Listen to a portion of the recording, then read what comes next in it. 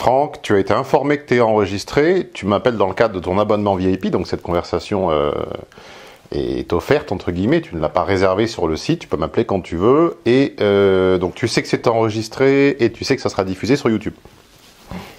C'est ça, je sais que c'est enregistré, que c'est potentiellement diffusé sur YouTube. Tout le monde t'écoute. Eh bien, allons-y. Donc je repose ma question. Ouais, ben voilà, il y a les gamins qui appellent. Là, je suis désolé, je dois attendre une seconde. Alexandre, tu peux m'accorder quelques minutes, s'il te plaît? Je te demande 10 minutes, mais c'est bon. D'accord? Oui, mais ça fait Oui. très longtemps que c'est pas Oui, 10 minutes. Encore 10 minutes et j'arrive, d'accord? Oh non! Oui, s'il te plaît. Ça même donc maintenant. Bon, Stéphane, c'est moi qui m'excuse, je suis désolé parce que je sens qu'il va vous battre. Ouais, tu m'as pas l'air d'avoir une grande autorité naturelle, mon garçon. D'un côté, on peut dire, bah vous voyez, mes chatons arrivent à se reproduire. Hein, c'est justement à la limite la caricature de la critique qu'on pourrait entendre, c'est que vous êtes tous vous seriez tous des esselés.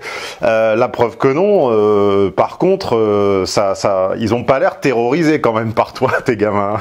Ah non, mais quand j'ai pris l'abonnement VIP, il y a ton assistant qui m'a clairement dit qu'il fallait classer par thème l'intérêt qu'on portait à ton travail. Bon, en un, c'est l'éducation des enfants et ce qu'on leur transmet. D'accord, donc j'imagine que tu as mon séminaire éponyme, tu as mon séminaire sur les enfants. Ouais, que j'ai écouté déjà plusieurs fois, j'ai pris des notes, j'essaie de passer à l'action, mais tu vois, c'est d'où la question aujourd'hui, c'est que j'arrive pas à mettre les choses en place. Qu'est-ce que tu en as pensé? Alors, est-ce que tu peux rapidement dire peut-être aux auditeurs ce que tu as pensé de ce séminaire qui s'appelle les enfants. Enfin, je change souvent le titre des séminaires, mais j'essaie de les laisser reconnaissables, donc il y en a qu'un sur les enfants. Comme tous les séminaires, c'est intéressant, mais il y a un gros travail, moi je trouve, pour arriver à l'intégrer et à passer au quotidien. C'est clairement pas, c'est pas des recettes miracles, c'est très pertinent, mais après faut faire le boulot. Bah, la recette miracle, c'est le signe de l'escroquerie quand même, non? Enfin, moi je sais pas. J'ai grandi dans une époque où la publicité était reine. Nous sommes dans une époque où la publicité règne en maître. Enfin, le premier marqueur d'une escroquerie, c'est qu'on te promet quoi? De gagner de l'argent en restant à la maison sans travailler. C'est toujours ça. C'est simplicité, absence d'effort et gain rapide. C'est les marqueurs de l'escroquerie. Donc en fait, quand je vous propose une formule qui échappe à cette pente, à cette tendance, c'est-à-dire quelque chose, je vous ai jamais promis que c'était simple, je vous dis que ça sera long, je vous dis que ça sera pas évident, et je vous dis qu'il faut vous concentrer, prendre des notes parce que c'est un peu compliqué, au lieu de vous repousser, ça devrait plutôt être le signe de qualité. Mais il y a toujours une bande de blairs qui reproche que ça soit pas assez rapide, pas assez... Il y a rien de rapide, il y a rien d'immédiat, et il y a rien sans effort. C'est à ça qu'on scamme les gens. Scam, c'est escroquer en anglais. Et il y a toujours un résidu structurel de gens qui sont prêts à tomber dans n'importe quelle escroquerie. C'est pour ça qu'il y a des pyramides de Ponzi, par exemple. Ouais, bien sûr. Sur n'importe quel groupe Facebook, même si ça n'a rien à voir, t'as toujours des blaireaux qui postent cherche quelqu'un pour travailler de chez lui, 20, 30, 40, 50 euros de l'heure. Job intéressant, sans se déplacer de chez lui, etc., sans effort. Ça, c'est toujours le mécanisme de l'escroquerie. Enfin bon, bref, c'était pas le sujet. Donc, passer à l'action dans quoi? Bon, bah déjà, t'as trouvé une femme et tu t'es reproduit, donc t'es passé à l'action, entre guillemets, tu lui es rentré dedans. Ouais, ça c'est quand même l'action la plus facile que j'ai menée dans la vie. Bah ça dépend, non, ça dépend de la femme qu'on cherche, moi j'y suis pas arrivé. Bon, après, j'ai eu des critères peut-être déplacés. Enfin, plutôt, j'ai peut-être eu des critères plus hauts que ce que mon âge et mon capital ne le permettaient à une certaine époque. Mais non, ça dépend qui tu cherches. Très bien. Non, bah là-dessus, j'ai pas vraiment eu de soucis. Je vis pas mal aujourd'hui. Par contre, oui, comme je te dis, tu l'as déjà diagnostiqué très rapidement. L'éducation des enfants aujourd'hui, pour moi, c'est un gros stress. C'est un gros challenge. Non mais mec, tu as demandé à tes enfants de te rendre une faveur qui était le calme et tu as même dit s'il te plaît. Ouais. Mais c'est à tes enfants de te dire s'il te plaît, c'est pas à toi. Bah alors je sais plus si c'est dans ta scénario, moi je crois quand même à l'exemplarité et je me dis que si je veux qu'ils soient polis, je commence par être poli moi-même. Oui, non, mais il y a une différence entre la courtoisie, la politesse et l'ordre. Enfin, là, tu donnes un ordre de parent. Tu ne réclames pas une faveur. C'est vrai. C'est vrai. Eh ben, écoute, que te dire Non, mais là, je sens qu'on va être interrompu encore, là, parce que donc je vais pas te faire perdre ton temps plus que ça. Pour l'instant, ça sert à rien. C'est pour que tu sois... Ah bah non, j'ai mis l'enregistreur. Attends, j'ai pas enregistré pour rien non plus. Précise ta question, je vais répondre. Et puis si t'as les gosses qui miaillent derrière, c'est pas grave. Je reviens sur le sujet initial. Le sujet initial, donc je reviens sur le sujet. Je peux prendre, que ce soit pour l'éducation des enfants, professionnels ou quoi qu'est-ce. La question, c'est comment arriver à faire le premier pas, sachant que les solutions, je les connais. Alors si je reprends tes séminaires productivité là que j'ai écouté, qui est celui que j'ai peut-être le plus mis en œuvre, le papier, je l'ai, les listes, j'avais commencé, mais je sais que ça marche. J'ai déjà eu des progrès avec tes conseils. Mais il y a un moment, ça s'arrête. Et je sais qu'il faut le refaire, faut que je maintienne l'effort. Et j'ai pas la volonté d'y arriver. Enfin, quasiment tous mes problèmes, les solutions, je les connais, mais il y a un moment, il y a une espèce de léthargie qui se met en place et j'arrive pas à m'en sortir. Oui, mais as-tu intérêt à t'en sortir et quel est le coût que tu endures pour ne pas t'en sortir? Je m'explique. J'avais cette discussion avec Kevin, qui était un ancien membre de l'équipe, avant Nono, avant Léo, avant Quentin de la Compta. Kevin qui a totalement changé de vie, il est parti vivre au Danemark à l'époque où je suis parti vivre en Italie, enfin à moitié en Italie. Et Kevin, en profession initiale, avant son tournant à 180 degrés, exerçait la profession d'ostéopathe. Et moi, ayant fréquenté des ostéopathes pendant des années pour résoudre un problème de dos qui mystérieusement réapparaissait toujours, donc du coup j'avais une grande expérience de l'ostéopathie en tant que patient et on a souvent échangé sur le sujet. Et il me disait, c'est très simple, tant que les gens n'ont pas suffisamment mal, ils feront jamais les exercices que je leur propose. Jamais. Ouais.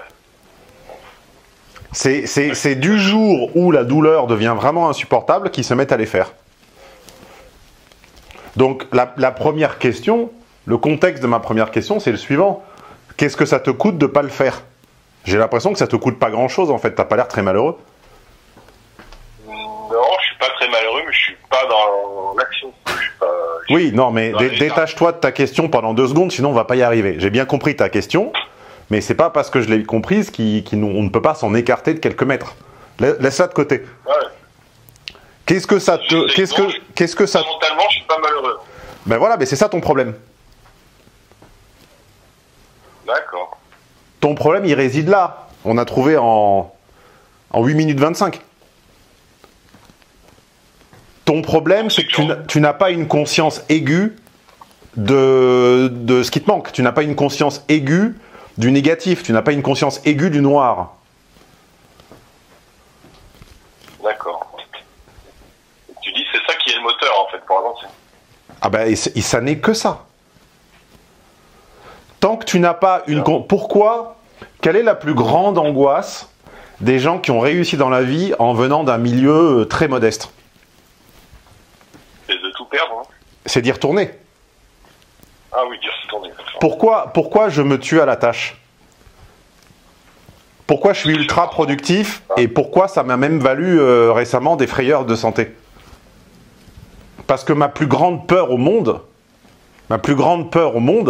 c'est de retomber dans mon milieu social initial. C'est insupportable. D'accord. Parce que je sais comment on vit dans un certain milieu du bas de la classe moyenne. D'accord. Et c'est insupportable. Je ferai tout. Je préférerais, je sais pas quoi, être en chaise roulante que retourner dans le milieu dont je viens. Enfin, c'est vraiment... et quiconque m'entend et a le même parcours se reconnaîtra. C'est insupportable. Je travaillerai 20 heures par jour, j'irai au goulag s'il le faut, mais je ne redescendrai pas l'échelle sociale. Pourquoi? Parce que j'ai une perception concrète de ce qu'est le pire scénario. Donc, en gros, si je comprends bien ce que tu me dis, c'est que ton moteur principal, et ce que tu considères que le moteur qu'il faut utiliser, c'est la peur. Non, ne fais pas d'association trop rapidement. Oui, c'est le mien et oui, c'est un moteur. Je n'ai pas dit que universellement, il suffisait de dupliquer son cas personnel pour expliquer tout et tout le monde. J'ai pas dit ça. Très bien. J'ai dit que à 8 minutes 25, tu as prononcé la phrase clé. Tu as dit « Je ne suis pas fondamentalement malheureux et globalement, bon, ça va à peu près, quoi. » Mais tout est là. D'accord. Il n'y a que deux forces motrices, c'est la traction et la propulsion. Ou les 4 roues motrices, si tu veux, si on parle d'une bagnole. Mais bon, c'est juste, les 4 roues motrices, c'est l'addition d'une traction et d'une propulsion. La traction, comme son nom l'indique, ça tire. La propulsion, comme son nom l'indique, ça pousse. Oui. Donc tu n'as que deux façons d'aller vers une direction, c'est d'être poussé par quelque chose que tu exècres, ou d'être attiré par quelque chose dont tu as l'impression que ça va te tirer de toi. Très bien. C'est comme ça qu'un couple se sépare. Soit on est attiré par quelqu'un dont on a l'impression qu'il va nous éponger la médiocrité et nous apporter la grâce, soit on est repoussé par quelqu'un qui nous pèse. Soit les deux en même temps. Moi, je te dis que comme tu n'as pas de perception aiguë de la médiocrité ou du marécage relationnel et actionnel dans lequel tu te trouves, comme ça te paraît médiocre mais gérable, tolérable, Ouais. tu n'as pas de force, tu n'as pas de propulsion. Tu n'as qu'une attraction. Tu es attiré par des gens qui, penses-tu, sont un petit peu plus productifs, qui, penses-tu, sont un petit peu plus assertifs, qui, penses-tu, sont un petit peu plus charismatiques, qui, penses-tu, sont un peu plus écoutés. C'est ça. Mais ça ne suffit pas. D'accord. Un adolescent garçon ne va pas vers les femmes simplement parce qu'il les trouve belles ou qu'elles sentent bon. Pendant toute une certaine phase, il va les trouver belles, elles sentent bon, mais il n'ira que quand il est poussé par la misère de son désir obsédant quotidien. Ouais, j'ai vécu ça, ouais. Force motrice égale propulsion plus attraction, ou l'un ou l'autre, ou la somme des deux. Ton marécage, là, il est tolérable. Tu as commencé par nous dire « je suis pas fondamentalement si malheureux ». Oui, ouais, je confirme ce que je t'ai dit. Oui, bah c'est ça ton problème. Très bien. Bah, effectivement, il fallait vraiment changer de perspective. Quand tu auras une perception aiguë, acuta comme on dit en italien, quand tu auras une perception aiguë de ce qu'est la mauvaise santé, ou de ce qu'est l'absence de capital économique, ou de ce qu'est l'absence de capital culturel, ou de ce qu'est l'assignation à résidence parce que tu es contraint, pour une raison X ou Y, d'habiter dans un endroit fétide et infâme. Ou quoi que ce soit, ou une relation avec une perverse narcissique qui exploite toutes tes ressources et qui crée une dépendance affective insupportable. Tant que tu n'as pas connu ça, tu n'as pas de force motrice puisque tu n'as pas d'aimant, hein, qui par rapprochement des électrons identiques te pousse. Il n'y a pas de scène qui te hérisse le poil. Très bien. Donc, conclusion, chercher mes forces motrices. Ah bah oui, t'as intérêt, oui, si tu veux bouger, il te faut une force motrice. Oui, clairement. Bon, mais je voyais pas du tout les choses comme ça. Intéressant. Tu ne changeras profondément quelque chose que quand tu exécreras la situation passée. C'est le principe des gens qui arrêtent de fumer. Le bouquin le plus vendu au monde là, pour arrêter de fumer, je ne sais plus comment il s'appelle, là, celui dont on a vendu des centaines de millions, que j'avais acheté justement pour comprendre la logique de mon ex qui venait d'arrêter de fumer. Et moi, n'ayant jamais fumé, c'est évidemment une logique que je ne comprends pas. Enfin, en tout cas, j'essaie de comprendre de l'extérieur, mais pour moi, c'est totalement absurde et incohérent. Donc, j'avais acheté ce bouquin. Et je me rappelle pas de tout, mais je me rappelle quand même que le précepte de base, qu'il rappelait à chaque en tête ou conclusion intermédiaire de chapitre, c'était surtout n'arrêtez pas de fumer maintenant, continuez jusqu'à la fin du bouquin.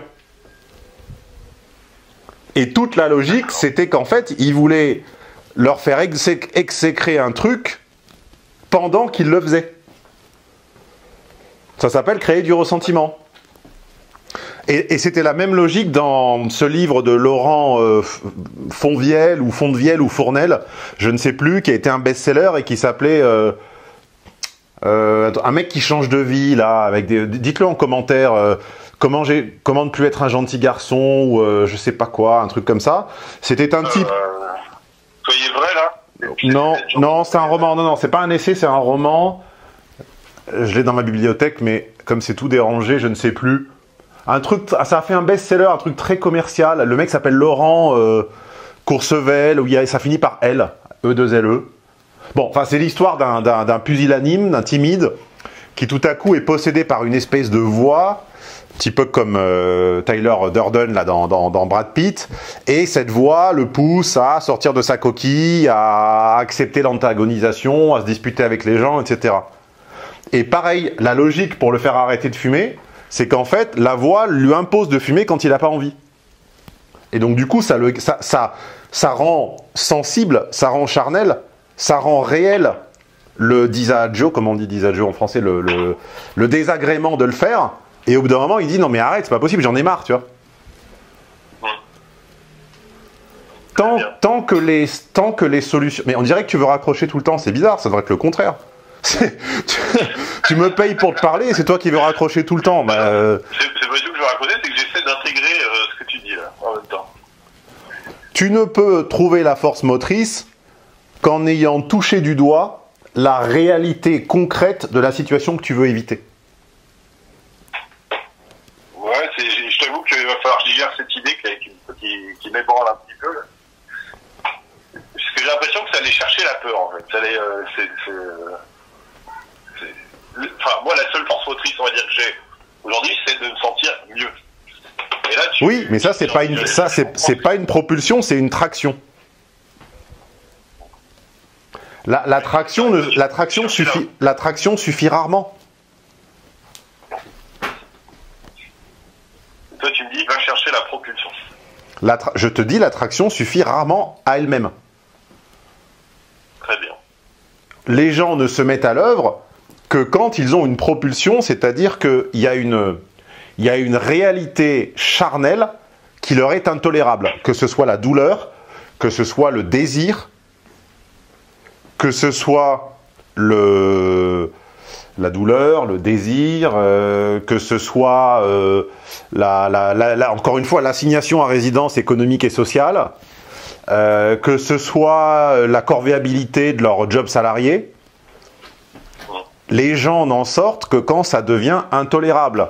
Et généralement, quand leur corps fait une réaction. Ils ont un œdème, ils ont une tumeur, ils font un burn-out, ils font une dépression. C'est quoi la dépression? C'est la matérialisation physique, d'accord, du début de la force motrice. C'est quand ton corps te dit, voilà, ça c'est intolérable, il va falloir bouger maintenant. Très bien.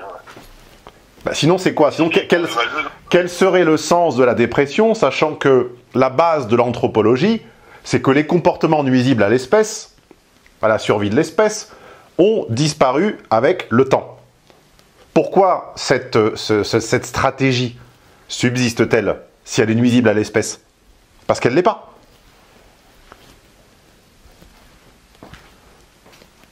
La dépression n'est pas le symptôme que tu t'approches de la mort. La dépression est le symptôme que ton corps te dit, tu as mis le doigt sur quelque chose qui m'est intolérable, et à partir de là, je vais tellement te déprimer et te mettre au fond que toute ta vie, tu te souviendras du souvenir insupportable de cette période. D'accord. Et c'est comme ça qu'on a une force motrice. C'est en ajoutant de la propulsion à la traction. Regarde, je ne sais pas si tu t'intéresses à la boxe et au sport de combat, écoute les interviews de Mike Tyson maintenant et comparez à celles d'il y a 10 ou 15 ans. Le mec, il a complètement, il renaît. Il est en train de devenir Yoda. Pourquoi? Parce qu'il a identifié que sa force motrice, sa propulsion, c'était d'échapper à sa face sombre, à son Gainsbourg, comme dirait Gainsbourg, qui était l'adultère et la cocaïne. Et il le dit maintenant clairement, il dit mon but quand je me lève le matin, c'est de pas finir en prison, de pas baiser une autre femme et de pas prendre de coke. Et il a eu besoin d'aller jusqu'au bout de cette expérience sensible pour s'en dégoûter. Très bien. Bon, en tout cas, je te confirme le contenu inédit de tes conseils, parce que j'ai absolument jamais lu ou entendu ça précédemment. Bah, moi, je ne l'ai jamais prononcé auparavant, simplement en ayant des bases de syllogistique et en essayant de penser rationnellement avec des briques simples, bah, finalement, on arrive à une réponse qu'on n'a pas besoin d'avoir apprise à l'école, si tu veux. C'est pour ça que je peux répondre avec ma trousse à outils mécanique, ingénieurale, je sais pas comment on dit, ingénieurale, ingénierique et sociologique, à des problématiques d'ordre psychologique, alors que les psys ne font que recracher ce qu'ils ont appris à l'école, tu vois. Et je comprends bien. Tant que tu ne hais pas quelque chose, la beauté n'aura pas pour effet, la beauté d'une situation, d'une condition, d'une autre personne, ne sera pas assez forte pour t'inspirer les efforts, l'investissement colossal qu'il faudra pour aller vers elle. C'est-à-dire ce que j'appelle dans mon jargon pour échapper à ta pente. Moi, j'ai vraiment dû attendre de souffrir du dos pour prendre le problème en main. Avant, je me contentais d'aller chez l'hosto une fois par mois ou une fois toutes les 2 semaines et puis crac, et puis voilà. C'est vraiment quand c'est devenu à la limite de l'handicapant que je me suis mis à la recherche désespérée d'une solution, que j'ai frappé à toutes les portes, de l'homéopathie à l'acupuncture, en passant par le hammam, le massage, l'ostéopathie, la chiropraxie, les différents types de chiropraxie, les différents types d'ostéopathie, le shiatsu, le tai chi, tout. Et après, j'ai fabriqué ma propre sauce. Mais pourquoi? Pas parce que je n'avais pas l'idée abstraite que ça serait vachement bien de vivre sans avoir mal au dos. Je savais bien que ça serait vachement bien de vivre sans avoir mal au dos, mais je ne souffrais pas assez. Ton problème, c'est que tu n'as pas de problème, tu ne souffres pas. Non, enfin, j'ai pas... oui, je peux pas dire que je suis dans la douleur ou la souffrance. Oui, bah, c'est ton problème. Tu bougeras quand tu y seras.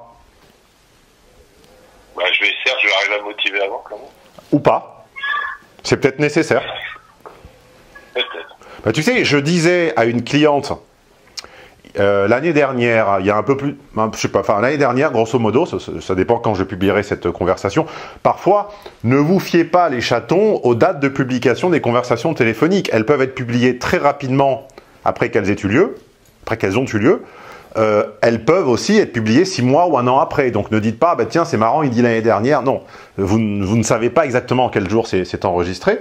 En tout cas, j'avais parlé avec cette cliente qui m'avait réservé une étude de cas et qui devait devenir VIP, mais qui n'en a pas eu la motivation, c'était pas son fort, on va dire. Et c'était une fille qui avait des sauts énormes de poids. Bon, elle était maniaco-dépressive, en tout cas diagnostiquée comme telle par les psys, ce dont moi je suis pas convaincu, mais encore une fois, je ne déborde pas de mon domaine d'expertise, donc je leur laisse la prérogative de distinguer qui est dépressif et qui ne l'est pas, et qui est maniaque et qui ne l'est pas. Bon, c'est pas le sujet.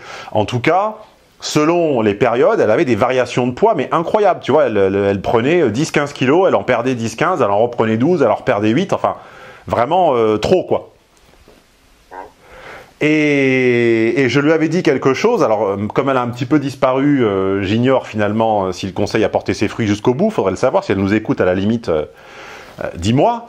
Et je lui avais dit à un moment, mais finalement, est-ce que quand tu constates que tu as pris 8-10 kilos, ce qui est déjà énorme hein, pour une personne qui n'était pas en plus très très grande, est-ce que finalement tu es arrivé jusqu'au bout du cycle ? Est-ce que finalement, tu es vraiment arrivé jusqu'à la misère totale que représente la prise de poids? Et en fait, non, mais sa réponse n'était pas claire. Je m'en souviens d'ailleurs même plus exactement. Ce qui est la preuve que c'est vrai, puisque quand quelqu'un se souvient soi-disant de toutes ces conversations qui remontent à 1, 2, 3, 4, 10 ans, ça veut dire que c'est de la connerie, c'est pas possible. Donc je me souviens plus exactement ce qu'elle a répondu, mais en gros, la suggestion que je lui avais faite, c'est que la prochaine fois, à la limite, bah, arrête de te peser, quoi. Parce qu'en se pesant tout à coup, elle a enrayé le processus, mais en tombant dans l'excès inverse. Et je lui ai dit, bah, peut-être qu'en fait, le stade qui vraiment va te faire ressentir dans ta chair que c'est intolérable et que plus jamais tu ne pourras y revenir, bah, c'était peut-être pas, mettons, je sais pas, 65 kilos, enfin, je me souviens plus du tout combien elle pesait, c'était peut-être 70. Donc, à la limite, tant que ça n'est pas morbide ou maladif, à la limite, à un moment, expérimente la fin du chemin. Tant que ça n'est pas, bien entendu, morbide ou maladif, ou que ça ne met pas en péril tant que ça ne met pas en péril ton intégrité physique à court terme. Tu vois ce que je veux dire? Ouais, bien sûr. Mais à la limite, puisque tu as l'impression que ton humeur se régule au pain et au Nutella, eh ben régule-toi au pain et au Nutella jusqu'à ce que les choses se stabilisent. Que ça se stabilise à 65, à 67, à 70, à 72, à 75. Et ensuite, tu vis quelques mois comme ça et tu vas voir. Habite une maison à 75 kilos et vis dedans. Et tu verras à un moment si ça va te servir de souvenirs un peu comme ça, antinomiques, antagonistes, enfin de souvenirs inversés, tellement insupportable que tu te diras, je ferai en sorte toute ma vie de ne plus jamais réhabiter cette maison. Moi, par exemple, en arrivant sur Paris, j'ai habité un petit studio humide au rez-de-chaussée. Bon, encore, c'était pas le pire. J'ai habité dans une résidence universitaire, la résidence universitaire à Saint-Ouen de l'école Supméca, et la première année, j'étais au premier étage sur rue avec les camions qui passaient le matin et avec un coloc qui était la caricature de l'hétéro binaire de base. Bon, eh ben, je peux te dire que cette année a été un cauchemar, mais vraiment un cauchemar, et que je me suis juré de toujours m'offrir les moyens, quelle que soit la quantité de travail que ça me demande, de ne plus être en coloc et de ne plus habiter à Saint-Ouen. Ensuite, j'ai habité dans Paris, mais au 14e, dans le 14e arrondissement, au rez-de-chaussée, c'était tout beau, tout propre, tout propre, ça faisait 32 mètres carrés, mais c'était humide, et je me suis rendu compte de l'humidité au bout de 2-3 mois, ah, d'accord? C'est-à-dire quand l'hiver est arrivé et quand les peintures ont commencé à avoir des petits points gris bizarres. Donc ensuite, je me suis dit plus jamais ça. Ensuite, j'ai habité dans un autre studio dans le 16e, mais je me suis également dit plus jamais ça pour une autre raison. Après, j'ai habité dans un appartement plus grand, etc. Tu vois, à un moment, tu fuis parce que quelque chose te pousse. Pas simplement parce que tu es attiré par mieux. Attiré par mieux ne suffit pas. Ouais, ben ça c'est vraiment l'information que j'ai compris que tu viens d'exposer très clairement. Il faut vivre la misère, il faut vivre et mémoriser charnellement la misère que représente la vie que l'on veut éviter.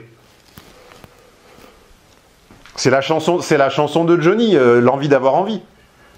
Qu'on me donne le froid et puis qu'on me donne la soif puis la lumière, le froid puis la faim puis un festin, l'obscurité puis la lumière. Comment faire maintenant pour que je rêve à des femmes? Très bien. Ok. Vis ton malheur pleinement. Et télécharge mon séminaire Guérir plus fort. Comment tu dis, pardon? J'ai un séminaire qui s'appelle Se reconstruire et guérir plus fort. Un truc comme ça. Non, guérir et se reconstruire plus fort, pardon. Ok, mais je vais faire ça. C'est là-dedans. Avant de raccrocher, tu as un message à passer aux petits chatons qui potentiellement pourraient devenir des chatons de combat comme toi? Bah, apparemment, moi je suis arrivé à me reproduire, alors vous direz, ouais, si je reprends ton introduction.